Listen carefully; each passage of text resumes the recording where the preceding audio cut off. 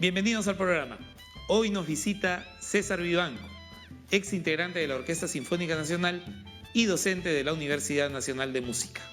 Y viene para hablar de un trabajo monumental, una antología de obras peruanas para flauta de los siglos XIX al siglo XXI. Acompáñenos.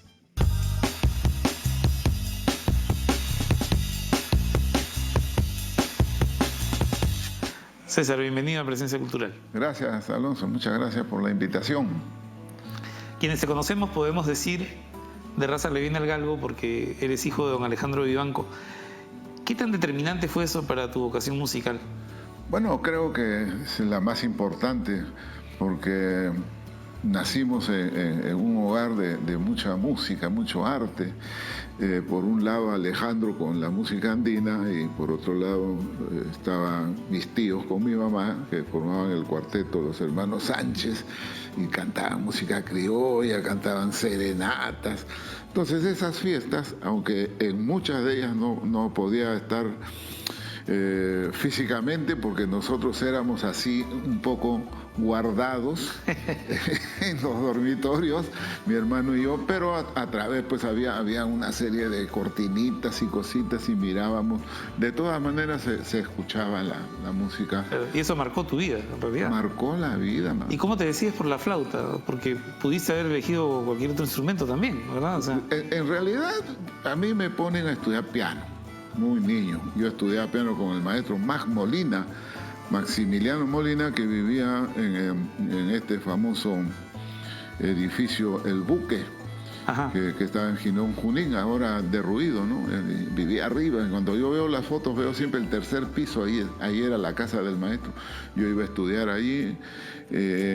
Y después en el colegio vino el colegio donde yo estudio, es el Santo Tomás de Aquino, compran un instrumental y había que entrar a tocar cualquier instrumento. Sí, de lo que se trataba era de pertenecer allí a la banda claro. Entonces empecé tocando el bajo, el clavicor, agarré el saxofón. Pero en la casa había un estuche que mi papá guardaba siempre encima del ropero.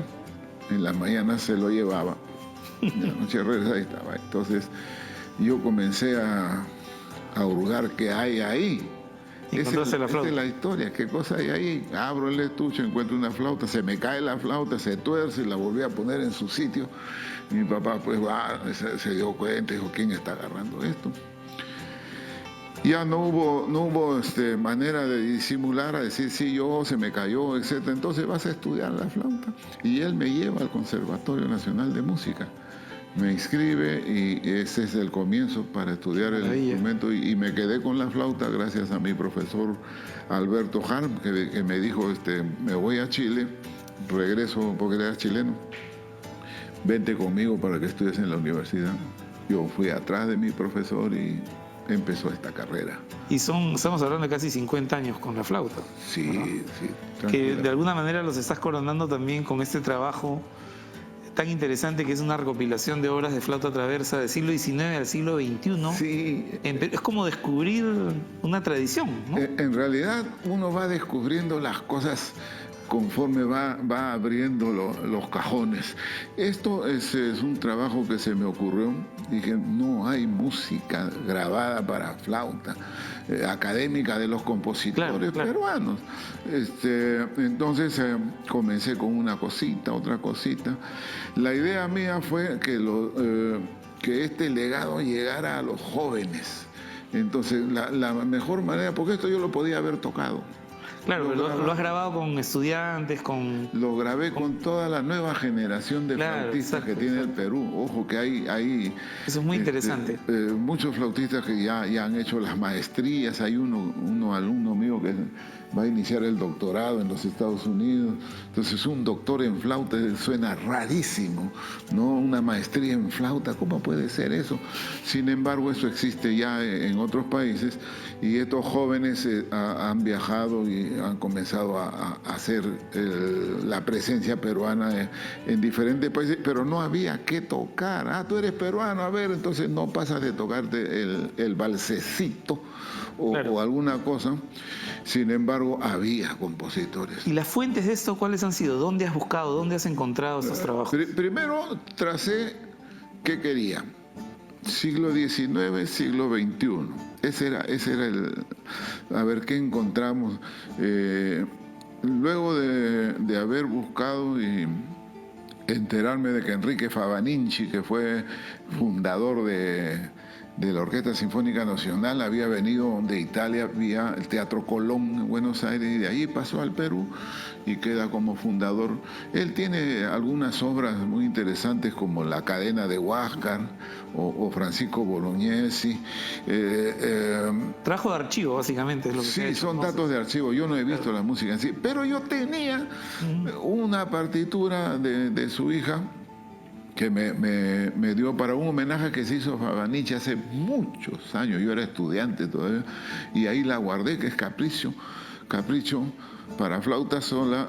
Tiene todo un bagaje interesantísimo en la melodía, ¿no? Suena muy europeo, con destellos muy peruanos allí.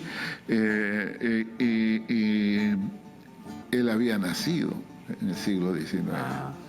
Entonces parto de ahí.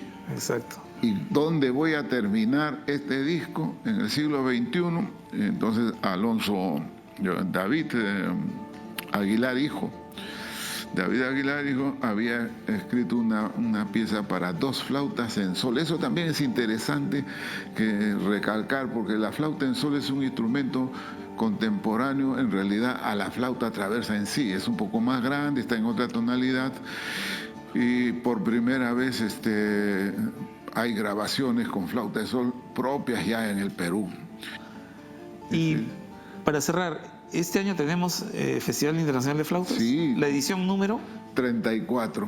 Número 34. Son 34 años dedicados a los festivales internacionales de flautistas y desde ya vamos invitando a nuestros amigos de Presencia Cultural para que asistan a los conciertos que van a hacer en la Universidad Nacional de Música, en la Iglesia San Francisco de Asís de Barranco y en el Auditorio Los Incas del Ministerio de Cultura del 20 al 24 de mayo. Muchas gracias, César.